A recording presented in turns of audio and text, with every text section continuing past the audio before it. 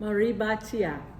Mais uma vez nós estamos aqui para fazer um estudo, né? E hoje, dentro da carta aos Gálatas, a gente vai falar sobre Gálatas capítulo 3, verso 12, que diz assim: ora, a lei não procede da fé, mas aquele que observar os seus preceitos, por ele viverá. Existe, então, de acordo com as Escrituras e principalmente de acordo com Paulo, uma antítese, um antagonismo, uma oposição entre fé e lei de Deus, fé e Torá?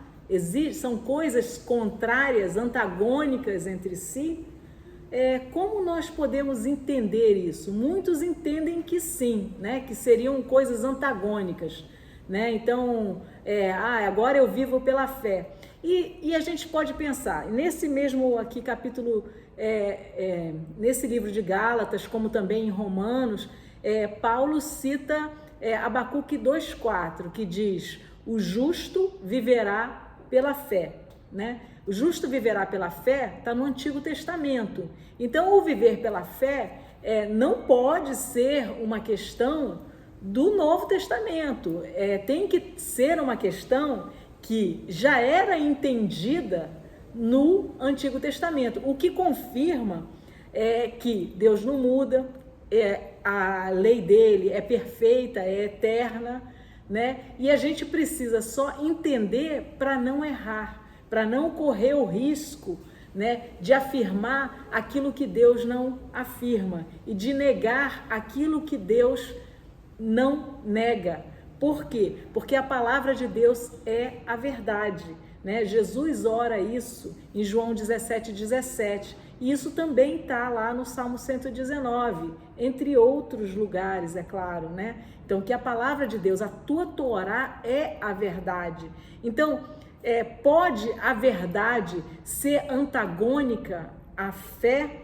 É isso que Paulo ensina, é isso que ele está querendo dizer neste verso 12 de Gálatas capítulo 3.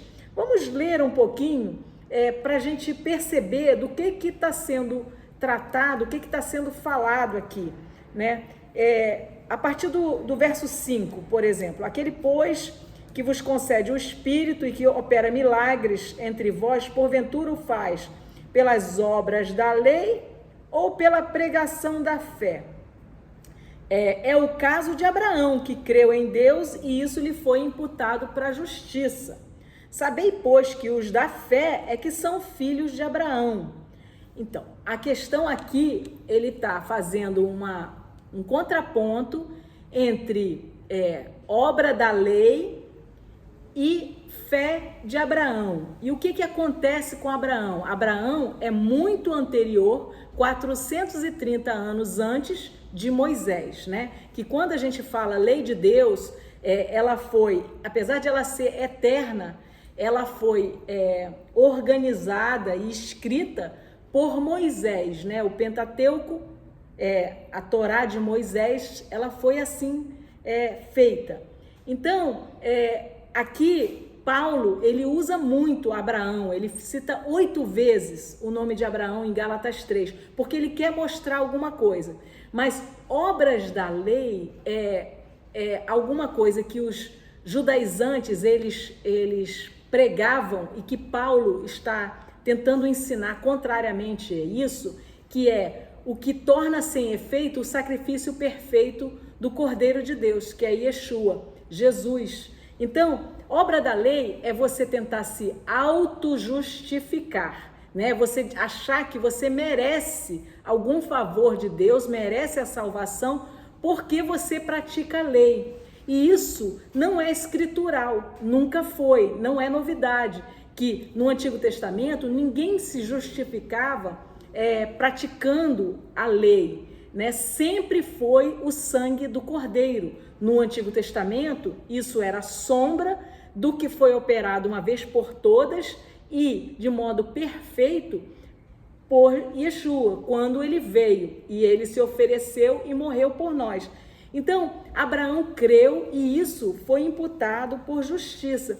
Mas olha o que a gente acha em João, capítulo 8, no verso... agora não fugiu, peraí.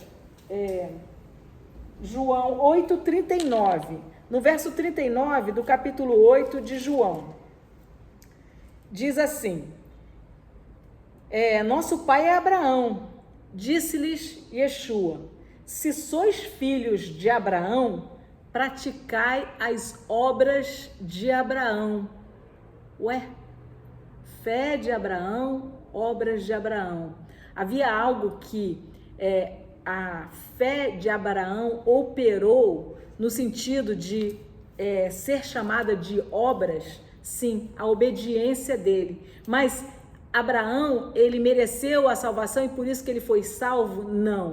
Não, ele creu, ele ouviu a voz de Deus, ele creu e isso foi imputado a ele por justiça, ele foi justificado pelos sacrifícios, ele levantava altar e oferecia o sacrifício de acordo com a palavra de Deus, em obediência, fidelidade, confiança na provisão que era dada pela palavra de Deus.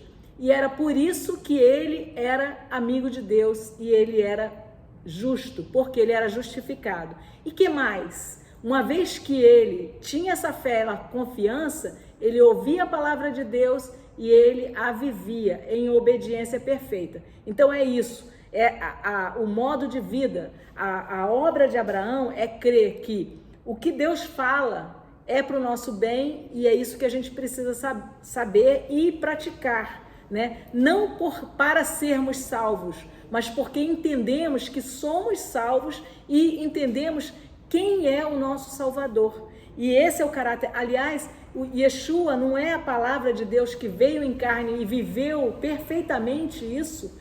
É exatamente isso. Ele veio e viveu isso com perfeição e diz assim, olha, quem quiser isso, vem após mim, me segue, me imita, seja como eu fui, né? E muitas vezes ele fala com os fariseus, olha só, se vocês crescem em Moisés, vocês creriam em mim.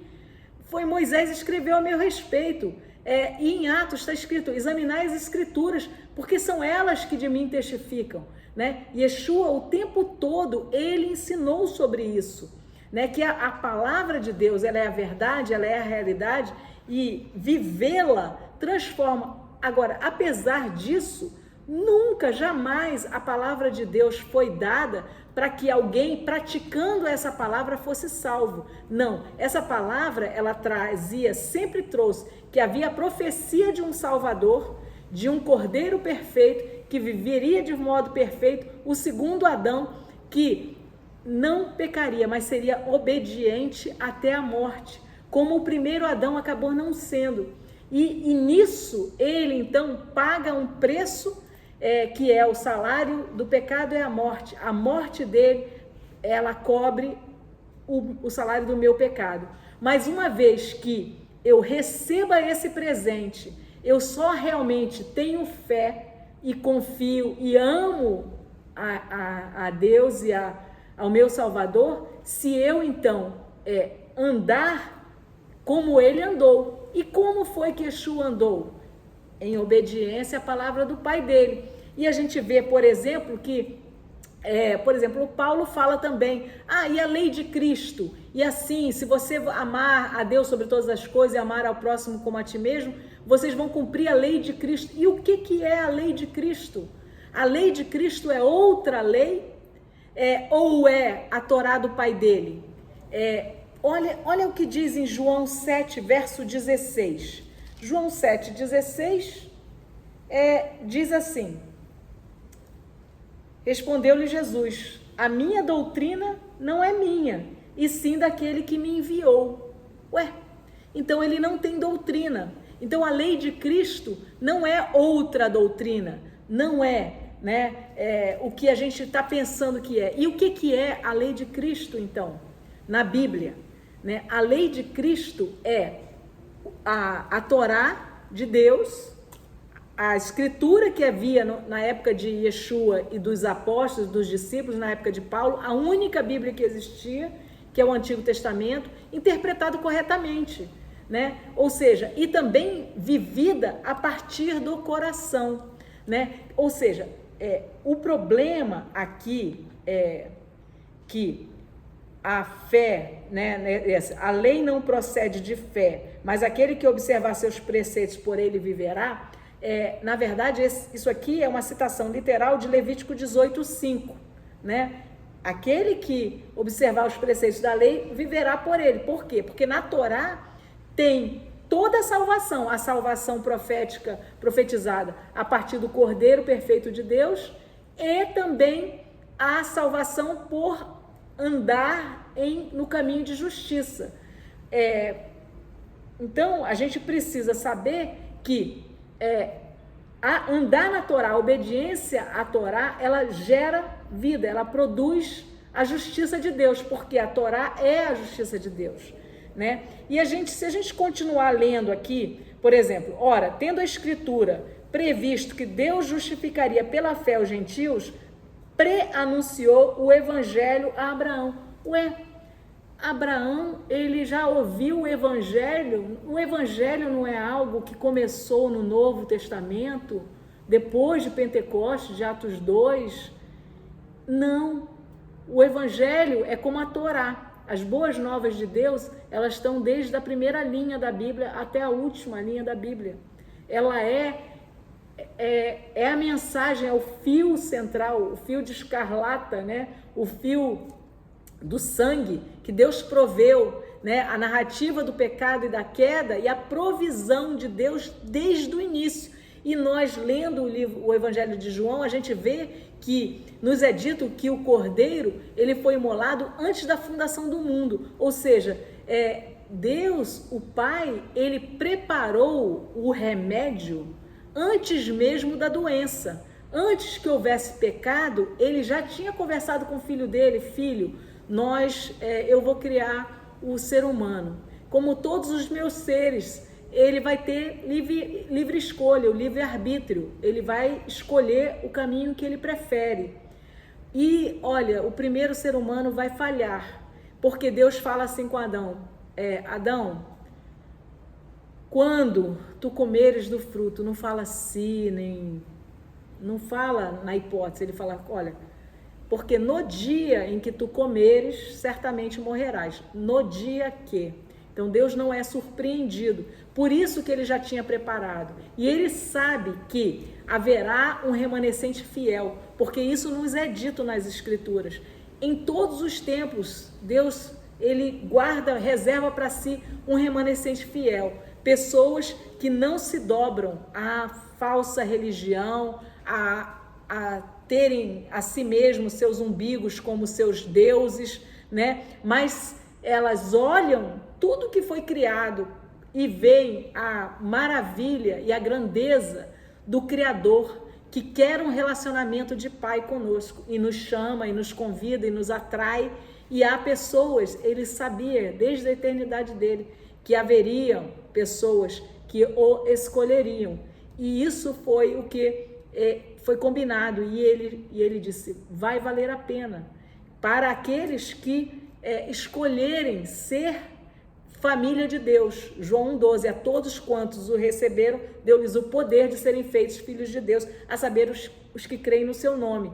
Então, Abraão, ele ouviu o Evangelho? Ele ouviu o Evangelho, ele conhecia a Deus. E se vocês forem lá ler em Gênesis 26:5, é dito sobre Abraão que ele obedeceu todos os estatutos, os juízos, os mandamentos de Deus. Mas como que ele obedeceu? A lei de Moisés foi 430 anos depois de Abraão. É profetizado lá que eles iriam ser escravos no Egito e ficariam lá escravizados por 400 anos. E tantos anos depois é que Moisés dá a lei. Como que Abraão obedeceu aos estatutos do juízo? Porque a lei de Deus é eterna, ela é edênica, ela é antes do ser humano. Deus não muda. Ele é o mesmo ontem, hoje e eternamente. Isso está escrito no Antigo e no Novo Testamento, para que a gente não erre.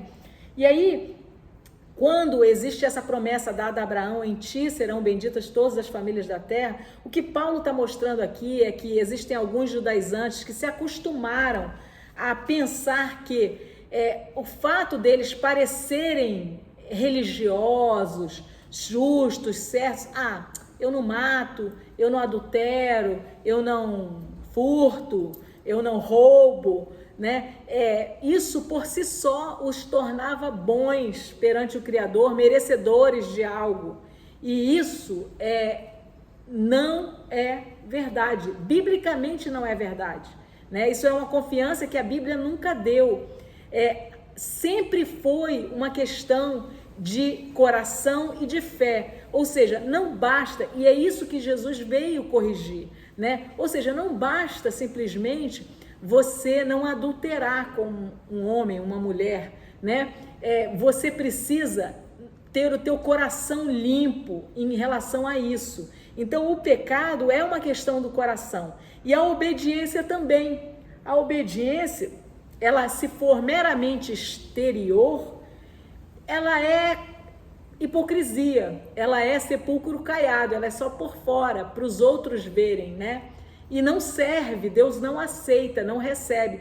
E é isso que Yeshua explica e quer dizer quando ele diz assim: se a justiça de vocês, meus discípulos, não excederem muito a justiça dos escribas e dos fariseus, né? Olha, vocês não estão bem. Como que a nossa justiça pode exceder a justiça dos escribas e dos fariseus? Sendo uma justiça que não é meramente exterior, porque muitas vezes Yeshua foi instado pelos religiosos que queriam colocar ele à prova, mas você não cumpre isso, está na nossa tradição religiosa, como que teus discípulos não fazem assim e tal? E aí, sobre isso, para estes, Yeshua diz assim, olha, vocês, Mateus 23, vocês se assentam na cadeira de Moisés, né, e de lá falam, olha, pessoal, façam o que eles falam, porque eles se assentam na cadeira de Moisés e ensinam a Torá, mas não façam como eles fazem, porque eles falam e não fazem. Isso é o que Yeshua prega. Então, a questão é o seguinte, que se a lei de Deus for uma coisa meramente exterior, uma aparência de religiosidade, isso nunca foi aceito, né? A gente tem, por exemplo, nos profetas, em Isaías, Deus dizendo assim, afasta da minha presença. Essa cantoria de vocês, essas orações, esse blá blá blá, misturado com pecado, que ele chama de iniquidade. E essa palavra iniquidade no Novo Testamento, ela é o grego anomia, anomos, é lei, é sem lei, quando vocês não têm Torá, quando vocês não são obedientes à Torá, porque o que acontece? A lei de Deus é a justiça de Deus, né? E nós precisamos viver a justiça de Deus, não a nossa própria justiça, não a justiça do mundo, não aquilo que a gente imagina ou prefere, né? A Torá, Provérbios 3,18, é árvore da vida, então é nela que nós encontramos vida, porque ela profetiza sobre o Messias que viria nos salvar, e de fato ele operou o que ele precisava operar, mas ele já fez tudo? Não, ele fez aquilo que era o presente, equivale àquele sangue no umbral da porta na saída do Egito. Aquilo, o livrar da morte, nenhum homem pode livrar a si mesmo da morte. Então o sangue do cordeiro é que operou isso no umbral da porta, né, na saída do Egito. Mas uma vez que você sai, é livre da escravidão ao pecado, você, então, pelo sangue de Jesus, você pode resistir ao pecado. É uma decisão, é uma disciplina, é uma escolha, né? São dois caminhos, são duas árvores, é uma escolha. Então, você precisa caminhar no caminho estreito. E aí, Yeshua diz, tem muita gente religioso que aparentemente ela diz, Senhor, Senhor, em teu nome não fizemos, expulsamos demônios, operamos sinais e milagres. E o que ele diz? Isso é Mateus 7, lá pelo 22 e 23. Ele diz, Afastai-vos de mim, malditos, nunca vos conheci, vós que praticais a iniquidade. Como eu falei para vocês, iniquidade, anomia, né? E a gente tem, assim, o próprio Paulo afirmando o contrário daquilo que a gente parece entender quando a gente lê certas passagens de Gálatas, como essa que a gente está lidando agora, né? Gálatas 3,12, que parece que a lei de Deus poderia ser contrária à fé. Não, a questão é que a Torá de Deus, ela precisa ser vivida a partir de uma perspectiva do coração, de fidelidade, de confiança, e não de uma perspectiva religiosa exterior para autojustificação, para eu me enxergar como bom ou superior a alguém por causa disso, né? Então, por exemplo, em Romanos 3,31, nós lemos: anulamos, pois, a lei pela fé? Não, de maneira nenhuma. Confirmamos a lei. Paulo, Romanos 3,31, foi Paulo quem escreveu. Então, ele está dizendo que a Torá de Deus, ela confirma a fé, confirma a Torá de Deus. A fidelidade, ela confirma a Torá de Deus. Ela não anula a Torá de Deus. E a gente precisa ter cuidado, por quê? Porque Paulo, quando ele fala de lei, por exemplo, ele usa uma expressão na carta aos Romanos, a lei do pecado e da morte. A lei do pecado e da morte não é a lei de Deus. Aí sim, é o contraponto, é o oposto da lei de Deus, porque ele diz que a lei do pecado e da morte, ela habita nos nossos membros, ou seja, é a nossa concupiscência carnal, que luta contra as coisas espirituais em nós. Então, a gente precisa entender Paulo, discernir, para não errar. A gente tem também Romanos 8, verso 7, que diz assim: por isso o pendor da carne é inimizade contra Deus, pois não está sujeito à lei de Deus.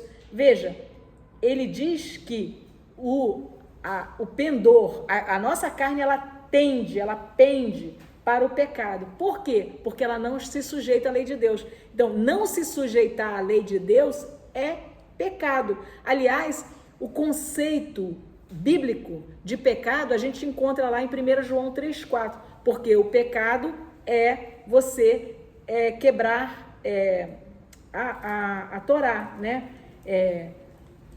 1 João 3,4, deixa eu ler para não falhar com vocês aqui. Todo aquele que pratica o pecado também transgride a lei, porque o pecado é a transgressão da lei.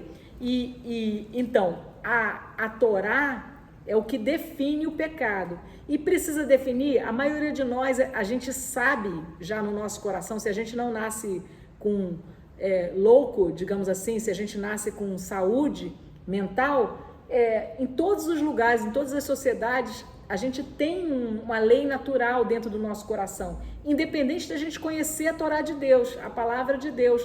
A gente sabe que coisas são pecado, matar é pecado, matar no sentido de assassinar, adulterar é pecado, mentir é pecado, isso sem conhecer a lei de Deus. Mas ele pediu para os escritores, né, Moisés e todos os escritores da Bíblia, para que o homem seja também desculpável, porque quanto mais a gente sabe, mais a gente é cobrado.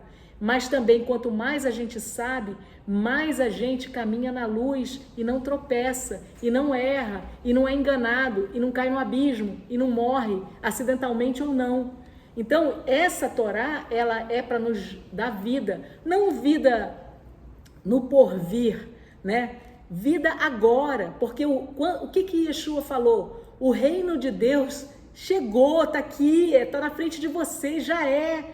Porque a gente precisa entender que na mentalidade bíblica, que é a mentalidade hebraica, por exemplo, salvação não é como era para os gregos. Os gregos, eles tinham aqueles deuses lá no panteão, lá longe, lá nos ares, e eles viviam a vida deles aqui, independente dos deuses, né? Quando faltava alguma coisa, quando alguma coisa estava ruim, não tinha chuva suficiente, aí eles lembravam, não, deve ser que os deuses estão distraídos lá, eles estão se esquecendo da gente. Vamos lá dar uma acordadinha, vou fazer aqui um sacrifício, vou fazer aqui alguma coisa para que os deuses então nos favoreçam. Isso é uma coisa do paganismo, da mentalidade greco-romana. O Deus de Abraão, Isaque e Jacó não é assim. O Deus de Abraão, Isaque e Jacó, ele nos chama para relacionamento. E a nossa vida, ela não pode ser dual. Não, agora me dá licença aqui que agora eu estou no meu trabalho. Então, se eu mentir aqui, se eu sonegar, se eu fizer alguma coisa, não, eu estou no meu trabalho, Deus está lá. Não, o Deus de Abraão, Isaque e Jacó, ele, se nós o amamos e o tememos, ele está conosco e ele tem relacionamento conosco através da palavra dele e pela fidelidade da palavra dele, a iniciar pelo sangue do Filho dele sobre a nossa vida, se nós recebermos isso o tempo todo. Então, ele não está longe, Deus está perto. E por isso que Yeshua é o verbo. E a gente lê, por exemplo, em Deuteronômio, e Paulo cita em Romanos 10, literalmente essa passagem de Deuteronômio. Eu poderia ler em Paulo, mas eu vou ler para vocês primeiro lá em Deuteronômio, que é Deuteronômio 30, a partir do verso 11. Porque este mandamento que hoje te ordeno não é demasiadamente difícil, nem está longe de ti. Não está nos céus para dizeres quem subirá por nós ao céu, que nos o traga e nos o faça ouvir, para que o cumpramos. Né? Isso está lá em Romanos 10, 6 a 8, citado literalmente. Aliás, Paulo o tempo todo que ele está ensinando, ele cita o que? A Torá. Ele cita Salmos, ele cita profetas e ele cita a Torá de Moisés. Então, o que Paulo está querendo ensinar é a Torá. Agora, a gente precisa perceber que o problema que os judeus, a casa de Judá, que estava ali com Yeshua, com Paulo, aquele que quando Paulo vai para os gentios, né, e ele vai para as sinagogas, e haviam ali judeus aprendendo a palavra de Deus e tal, e ouvindo sobre o Messias e tudo que tinha operado, cumprindo a palavra de Deus, né, ele está lidando com certas dificuldades que não é a dificuldade dos crentes hoje.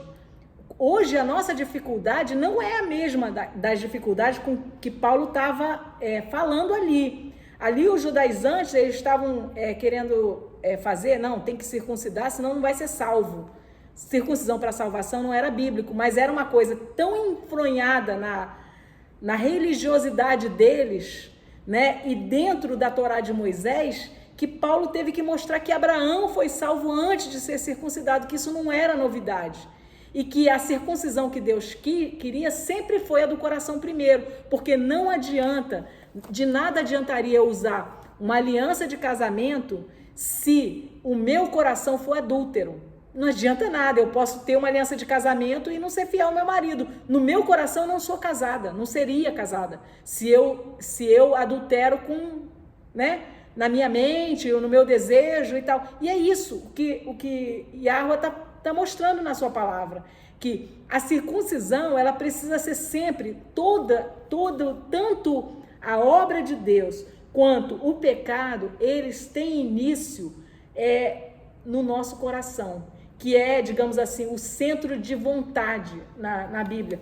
E a gente lê, por exemplo, no livro de Tiago, quando ele vai falar do processo, né, de como que o pecado ele vai surgir, ele diz assim, ninguém ao ser tentado, Tiago capítulo 1, verso 13, ninguém ao ser tentado diga, sou tentado por Deus, porque Deus não pode ser tentado pelo mal e ele mesmo a ninguém tenta. Ao contrário, cada um é tentado pela sua própria cobiça, quando esta o atrai e seduz. Ou seja, o que é a cobiça? A cobiça também, a questão de que a nova aliança, ela trouxe a lei de Deus para o coração, isso também não é novo, isso sempre, Deus não muda, ele sempre quis isso. E quando ele, entre os 10 mandamentos, ele coloca lá, não cobiçarás a mulher do próximo, a casa do próximo, o boi do próximo, a casa do próximo, o que quer que seja, você não cobiça. Isso é uma questão do coração já. Então, entre os 10 mandamentos, o cobiçar já era. Só que os outros pareciam não ser. Adulterar, não, adulterar é só quando eu vou lá e consumo algum ato.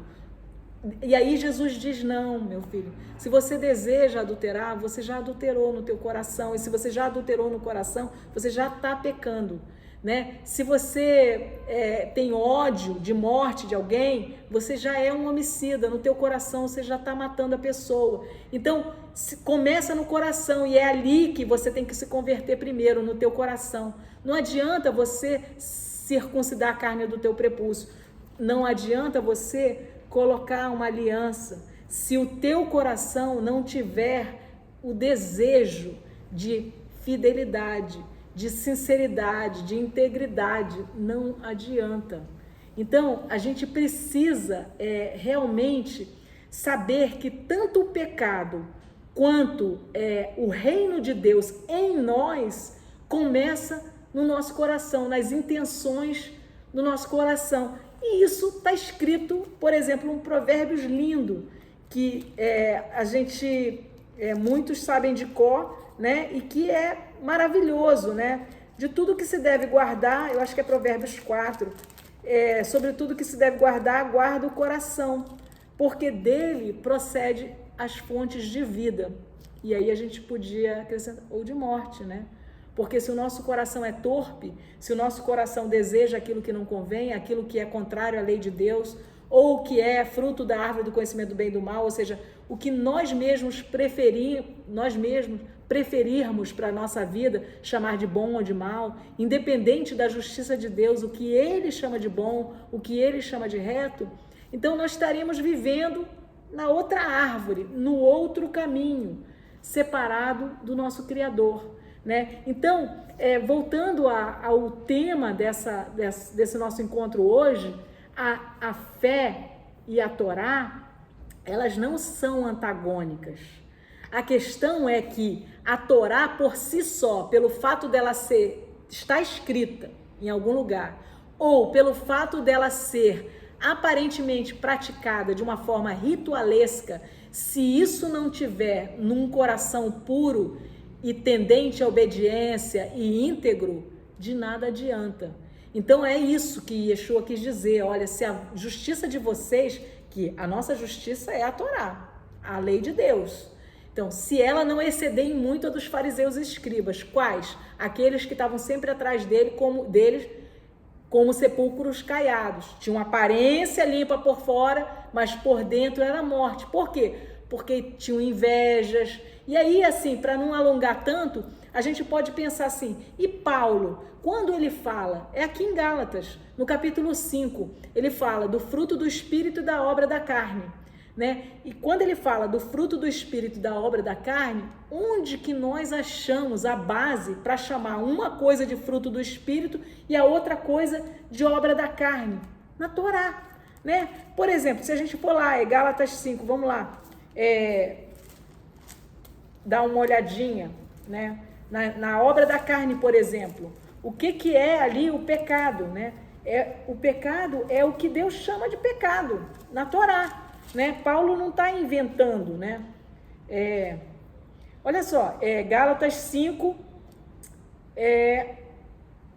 16, eu vou ler o 16, 17 e 18. Digo, porém, andai no Espírito e jamais satisfareis a concupiscência da carne, porque a carne milita contra o Espírito e o Espírito contra a carne, ou seja, a nossa natureza carnal, se a gente quiser dar aso às nossas concupiscências, especialmente aquelas que são contrárias à lei de Deus, ao caráter de Deus, né? A cobiça, a mentira, né?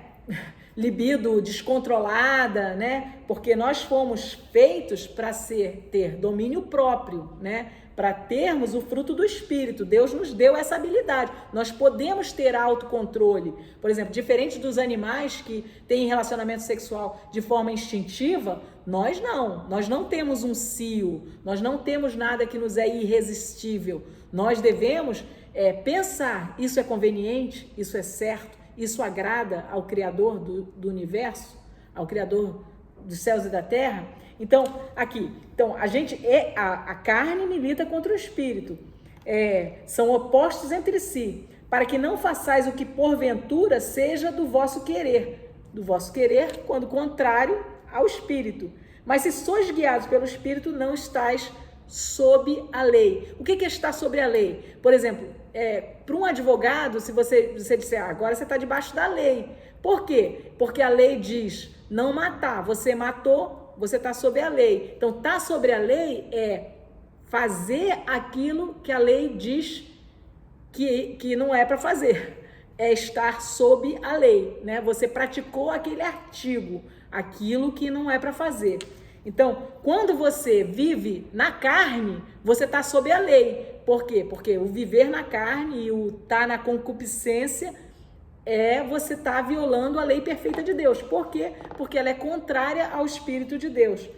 Ora, as obras da carne são conhecidas e são prostituição, impureza, lascívia, idolatria, feitiçarias, inimizades, porfias, ciúmes, iras, discórdias, dissensões, facções, invejas, bebedices, glutonarias e coisas semelhantes a essa.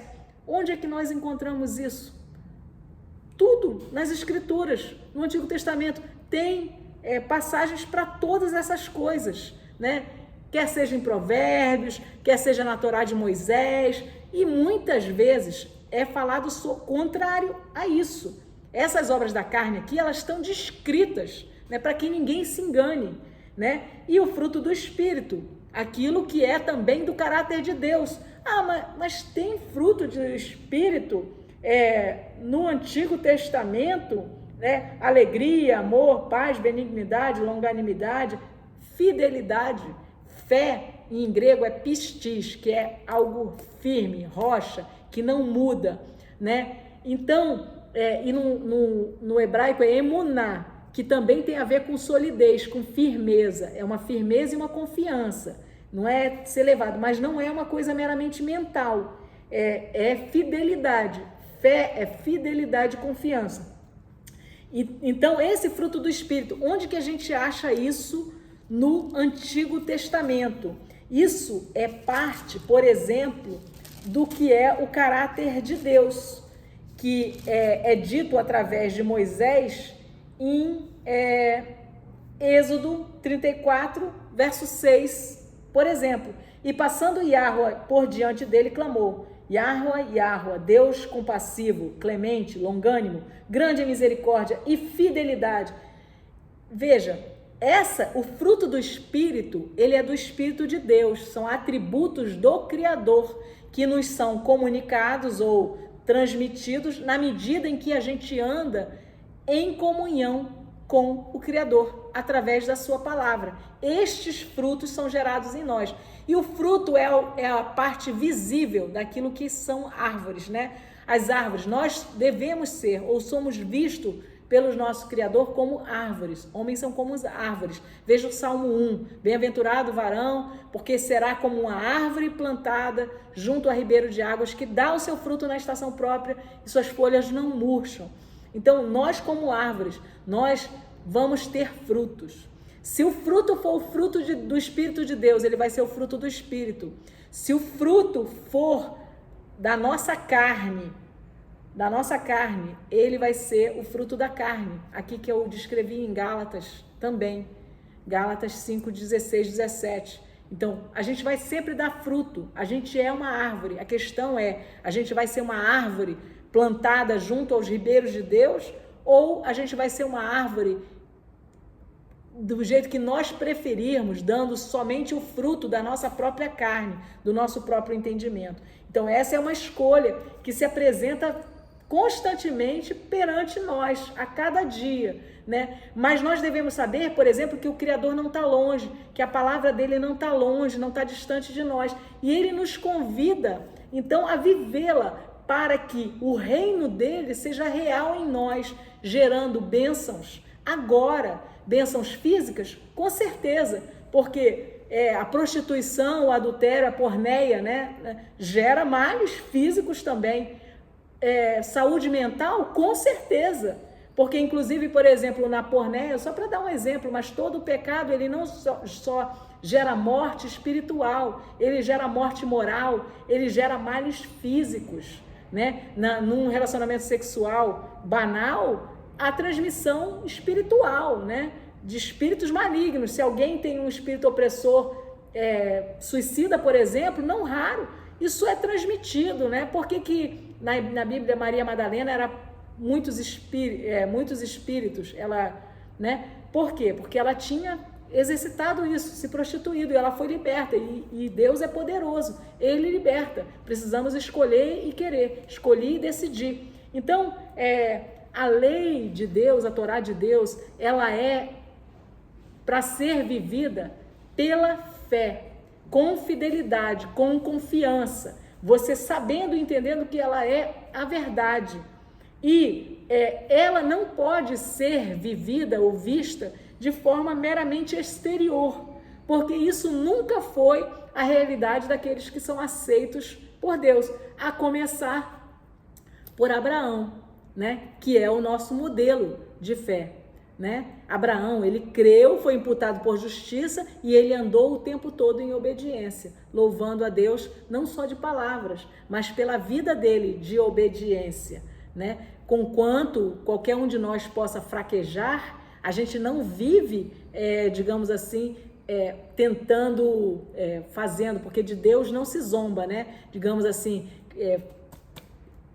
dizendo que isso aqui é importante e vivendo contrário a isso. Então, isso seria não só uma tolice, porque o Criador Todo-Poderoso você não pode enganar, né? Como também você está nem a si mesmo, você de fato não engana, você sabe, né? Então sejamos assim, sábios perante Deus e perante a nós mesmos, né? Então essa questão aqui em Gálatas, né? A lei e a fé, elas não são antagônicas. Elas só são antagônicas se você quiser praticar a lei de forma metódica e também se você quiser dizer que a tua salvação procede de uma obra da lei, porque isso não é a verdade, porque a salvação sempre foi pelo sangue do Cordeiro. Isso nunca mudou, ninguém nunca mereceu. A saída do Egito foi isso também. Então, queridos, hoje era isso que eu tinha para compartilhar com vocês. A gente vai pensar mais alguns versículos em outros encontros que são assim mais emblemáticos nas cartas de Paulo. Vamos continuar um pouco mais em Gálatas no nosso próximo encontro. E assim eu me despeço, aconselhando a vocês que estudem a Bíblia, leiam as Escrituras. Nós não temos gurus, o que nos guia é a palavra de Deus e precisa ser assim. Então, analisem, estudem, busquem, peçam ajuda ao Espírito de Deus. E assim eu digo Shalom.